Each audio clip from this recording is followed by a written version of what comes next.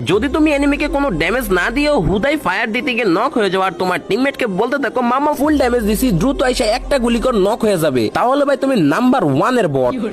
যদি তোমার ব্যাগে ভরপুর মেডিকেট থাকার পরেও তোমার টিমমেট তোমার কাছ থেকে মেডিকেট চাওয়ার পরে তুমি তাকে মেডিকেট না দিয়ে ট্রিটমেন্ট গান দিয়ে তুমি হিল করে দাও, তাহলে তুমি একটা নুব।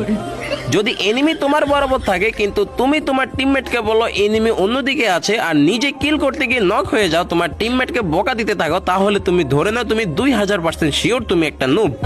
যদি তোমার কোনো ফ্রেন্ড তোমাকে এই ভিডিও নিচে মেনশন দেয়, তাহলে ভাই তোমার বোঝা উচিত তুমি একেবারে নুব হয়ে গেছো।